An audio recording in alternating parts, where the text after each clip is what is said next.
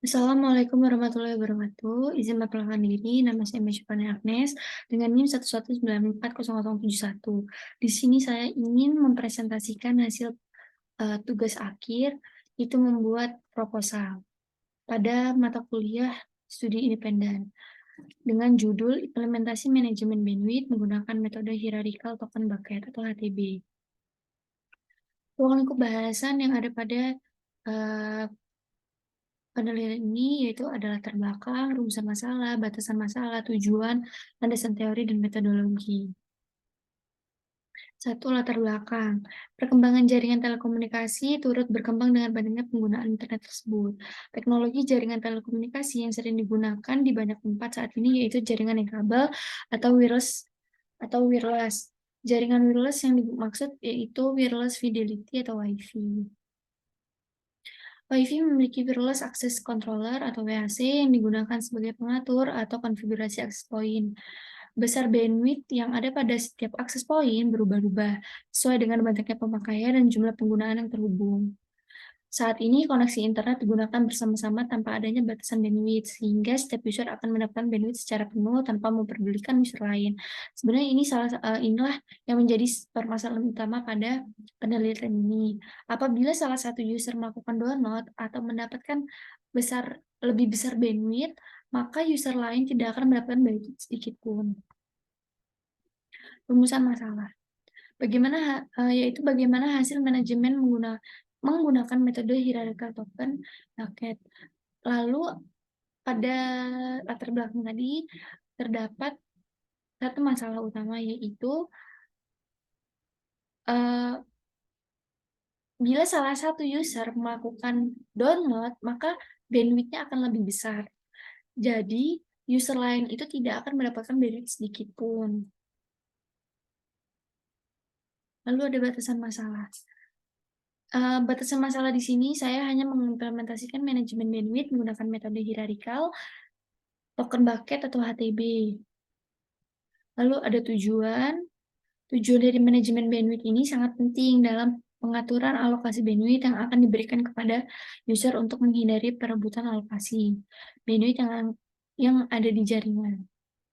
Landasan teori. Landasan teori sendiri di sini ada wireless fidelity, ada hierarchical token bucket, ada QoS atau quality of service, lalu ada black box, dan ada user app state testing atau UAT. Wireless fidelity atau WiFi merupakan salah satu varian teknologi komunikasi dan informasi yang bekerja pada jaringan dan perangkat wireless local area network atau WLAN. Hierarchical token bucket (HTB) itu merupakan kelas yang berbasis disiplin atau QDIX yang mampu mengantri paket sesuai urutan dan waktu yang tertentu dalam sebuah algoritma. Secara konseptual itu, HTB adalah sejumlah token yang disusun suatu hierarki. Secara sederhana, algoritma ini menawarkan kemudahan pemakaian dengan teknik peminjaman dan pengimplementasian pembagian trafik yang lebih akurat. Lalu ada QoS atau Quality of Service, ini merupakan kemampuan dalam menjamin pengiriman arus data penting atau dengan kata lain, kumpulan dari berbagai kriteria performasi yang menentukan tingkat kepuasan pengguna suatu layanan. Sebenarnya dari sini, dari segi network sendiri, QoS itu mengacu pada kemampuan memberikan pelayanan yang berbeda kepada lalu lintas jaringan dengan kelas yang berbeda-beda. Tujuan akhir QoS sendiri adalah memberikan network service yang lebih baik dan lebih terencana serta meningkatkan loss karakteristik. Untuk black box, pada pengujian ini menitikkan beratkan pada sistem jaringan apakah bekerja sesuai dengan yang diharapkan. Pengujian dilakukan dari sisi pengguna yang aktif koneksi internet pada jaringan LAN secara speed test. Speed test sendiri ini merupakan pengujian kecepatan transfer data sebuah internet. User Accepted Texting atau UAT. UAT merupakan salah satu hal terpenting dalam pengujian perangkat lunak. Karena setelah melewati tahap UAT, sistem akan diterima oleh pengguna. Lalu ada metodologi penelitian pada penelitian ini.